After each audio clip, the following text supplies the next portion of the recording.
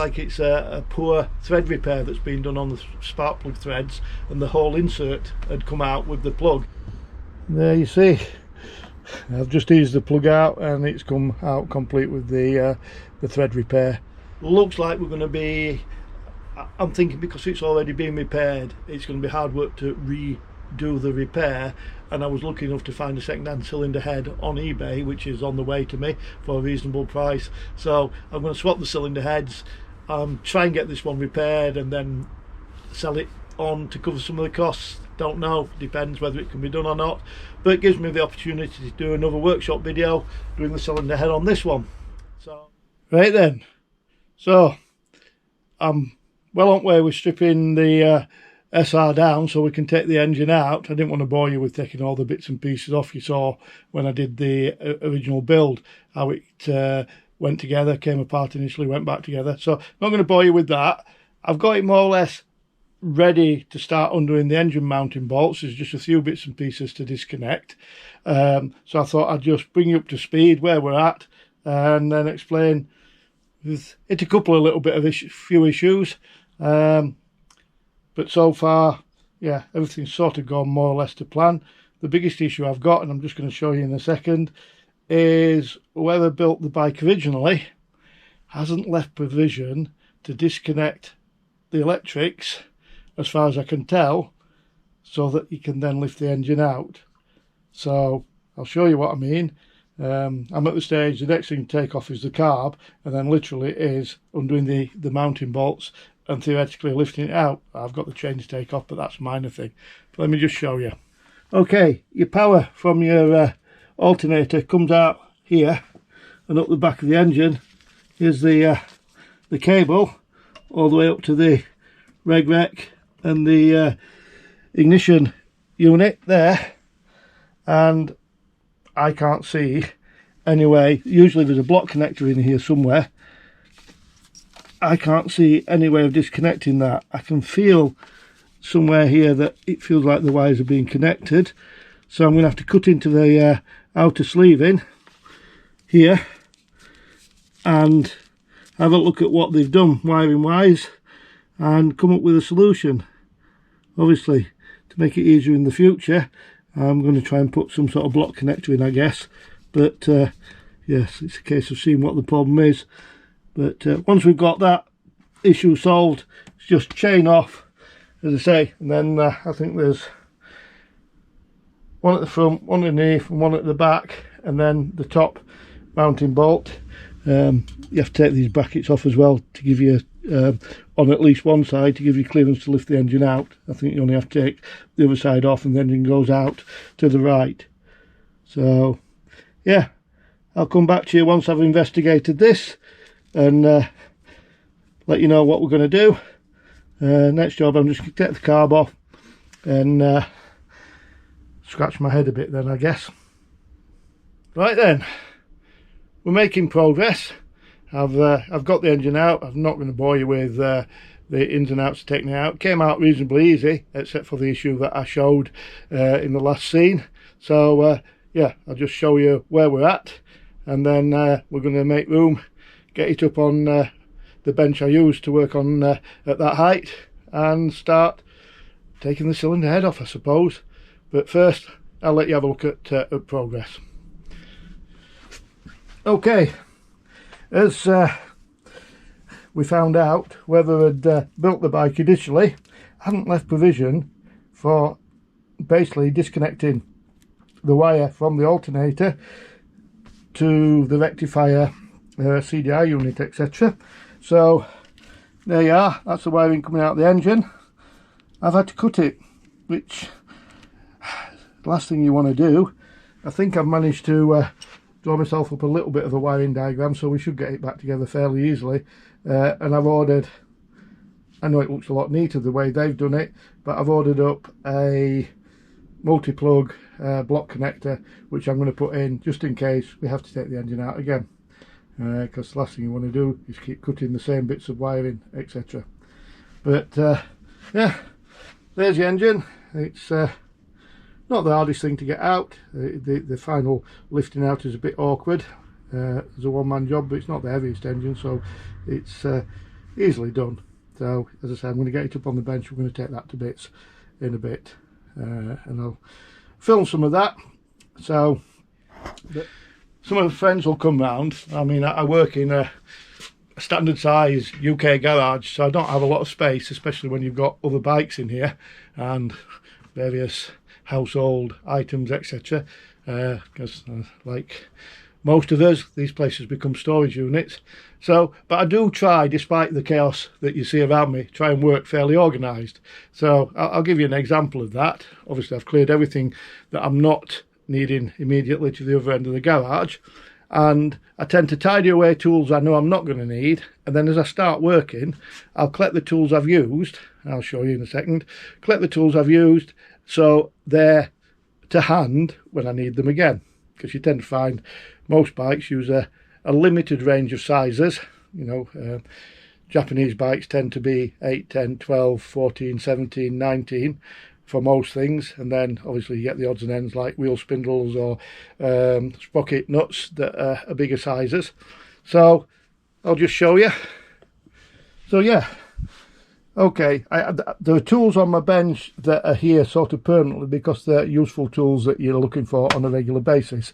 You know, things like adjustables, picks, pliers. That's my snap-on screwdriver with interchangeable heads. That if you can't get something undone, that usually manages to do it. So that's sort of a universal tray, and it's got odds and ends in there. This tray here, basically, at the moment, with the exception of the few that I've got to the side here, this tray at the moment has got the tools in that I've used so far. There's some tools there I'm probably not going to use again, like the wire cutters, so I might put those away. But as I'm working, as I use a tool, I'll put it in there. That way I know when I need it again to reassemble or to do a little bit more disassembly, it should be in there. So yeah, it's organised chaos. The parts I've taken off, these are sort of the engine mounting hardware. Here we've got other odds and ends. I've had to take some of the casing covers off, so the nuts and bolts for that are in there. So yeah, trying to be fairly organised. Obviously a few bits of lube and stuff that you tend to use. Okay, how it goes. See how far we get with the disassembly, and once I get in there, obviously I'm going to be inspecting the cams, the cam followers, cam chain, the cam chain guides, things like that, that you can only get to while the engine's partially disassembled, and things that on an engine of this sort of mileage might need replacing. So while it's in bits, if they need replacing, guess what, I'm going to replace them. So I think the last time this bike had its mileage recorded at MOT, it had done something like 57,000 miles, and that was 4 or 5 years before I bought it, and it's been used without a speedo for a few years. Not done many miles, I understand. I've done nearly 800 miles on it since I bought it, so it's going to be worth having a look. You know, when the engine was rebuilt last time, I don't know how much was replaced inside, so it's going to be an opportunity to open it up, inspect it, and replace anything that needs replacing. You know, I might as well, false economy not to. So for now, let's get stuff shuffled round. Right, I've got the rocker cover off and having a quick look, and I'll show you in a second. But at the moment, to be fair, the cam looks sound. I'm a little bit suspect about the cam followers and the tappet adjusters, possibly are getting a little bit ready for replacing, but I'll show you. So there you go, there's the cam, and at the moment obviously I'm going to have that out. When we get the head off, that's going to come out anyway, so we can inspect all around it. But the surfaces that you can see there, hopefully that's focusing, they seem okay. Okay, cam chain not lifting off the sprocket, that seems okay. Obviously it's still under tension on that, so we'll have a look.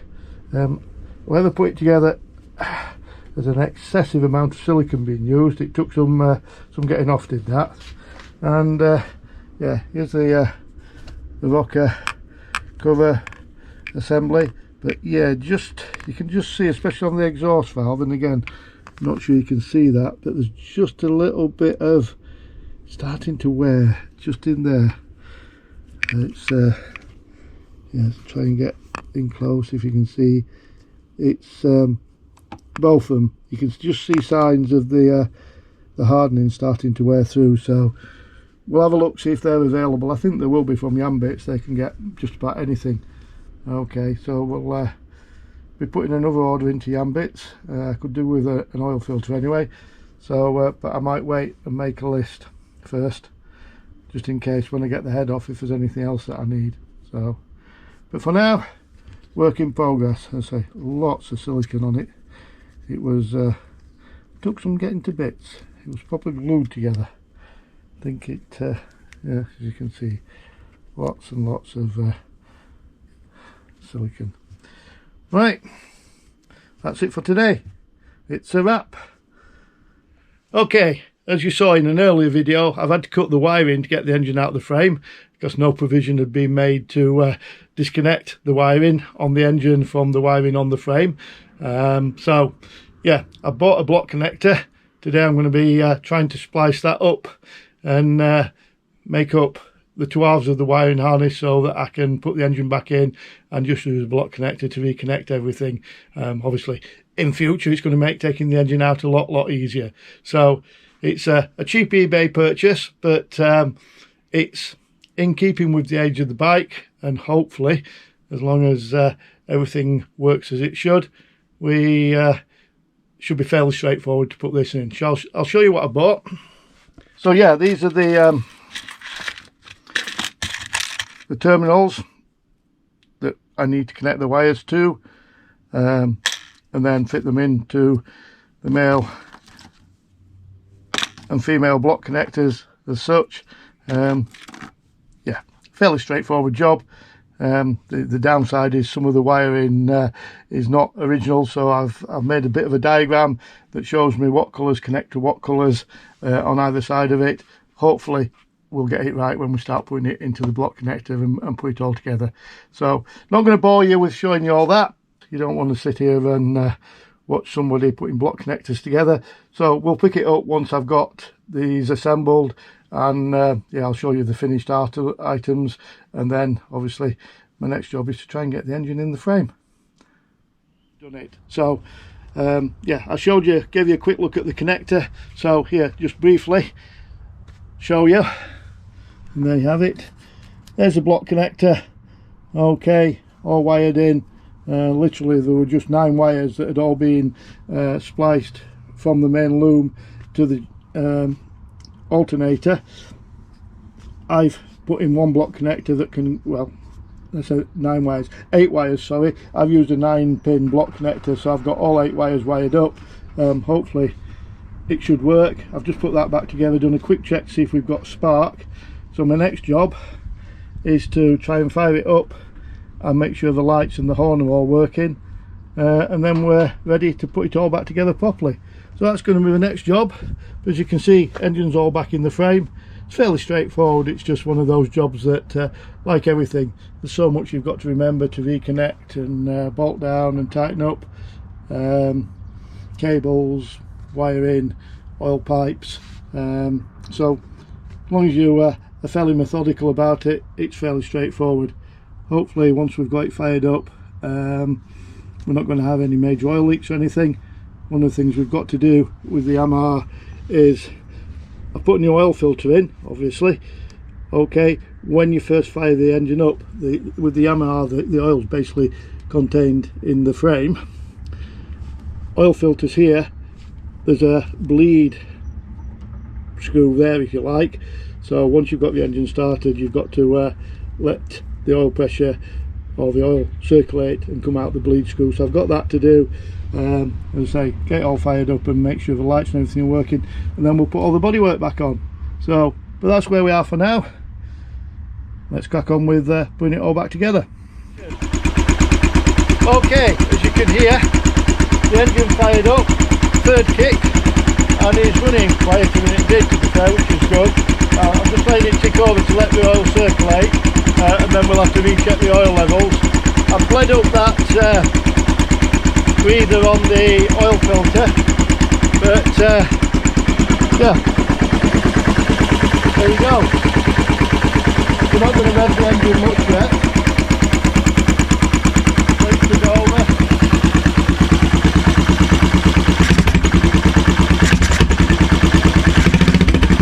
It also takes a bit of warming up anyway, but we have got an issue, the headlight's not working. So I'm going to have to try and find out. I've obviously disturbed the wire, so we're going to have to try and find out where that's not working. Switch it off for now. But yeah, as I say, with the headlights not working, so I've got an issue there somewhere. But reasonably happy with that for now. So it's a case of doing some investigation into that headlight, finding out where I've got a wire that's come loose. Some of these block connectors were a little bit suspect to pins coming loose, so it could be something to do with that. I've got rear light, so it's got to be something to do with the wiring from here to the front. Horns working, instrument lights working, so yeah, see how it goes. Right then, so as you saw, we've got engine running. Sounds not too bad. So weather outside's looking reasonable. It's been a bit chilly this morning, but sun's trying to get through and it's a lot better than it has been. Fingers crossed, forecast is for it to stay dry. So I'm going to take it for a short ride. I'm not going to go too far. I'm not going to chance it too much, but short ride, shakedown run. Then when we get back, we can do all the usual oil leak, oil level checks, etc. before we try and take it a little bit further. So got a bit of shuffling around in garage to do to get it out. Working in tight spaces, never ideal. So I'm going to do that, get camera mounted, once again the Insta360, so that we can film it and conclude this little episode of my diaries. So as always, I am the Barnsley Biker. Please like, please subscribe, but more than all else, please enjoy. For now, I'll see thee. Join me on ride and let's go and enjoy.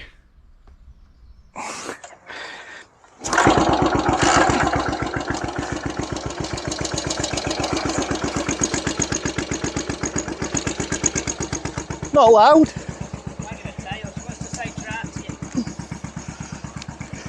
See you later, Nell. Be a good girl.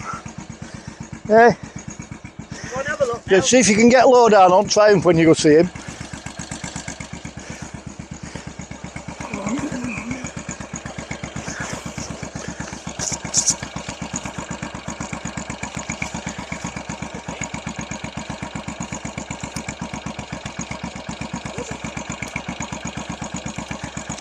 Good girl. Nell having a very good look at bike.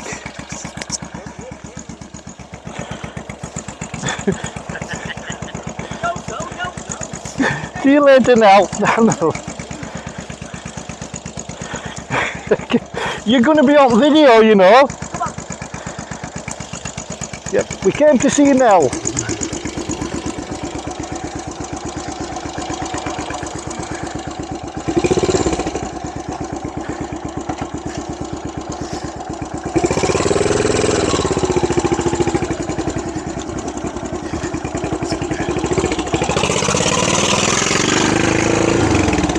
Okay, let's try again to record a ride. And so far, it seems to be running sweet as anything.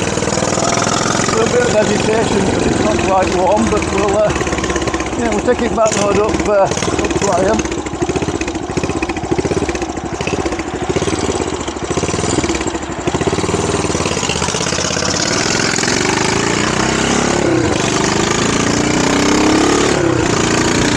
Well, adjust camera angle and we can have a look at engine performance.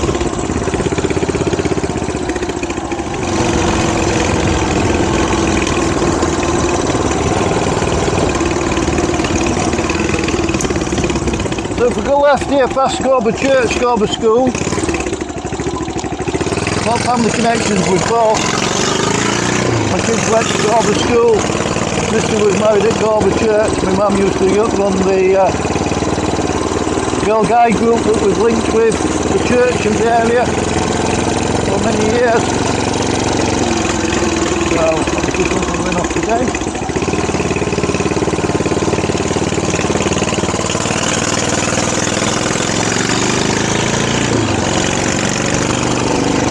It's been a funeral or you're just visiting hospice across the road, not sure. Anyway, down Hermit Lane, really old road this one. As you can see, despite some recent fire weather, we've not totally dried up.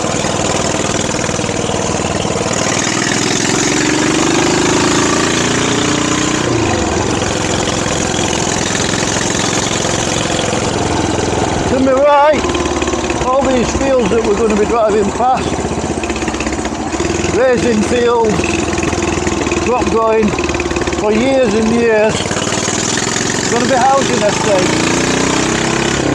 We've decided it's better to have houses than food. Okay, just going to quickly stop when we get up here. Adjust the cam angle so we can have a look at the engine.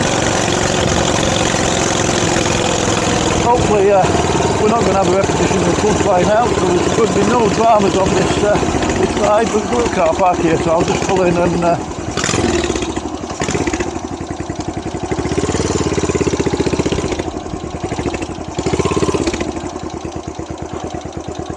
there we go.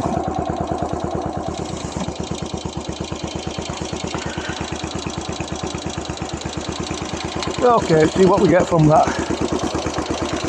But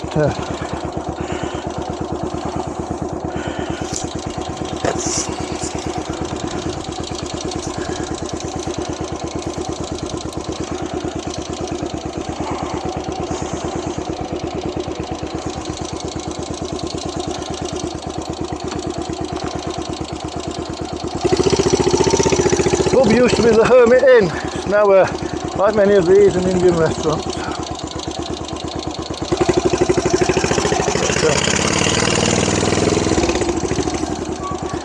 Down through Higham.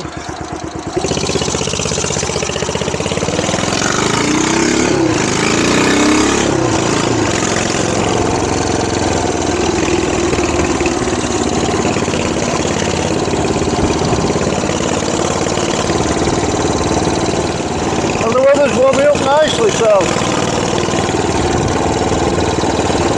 fingers crossed for a longer ride very soon.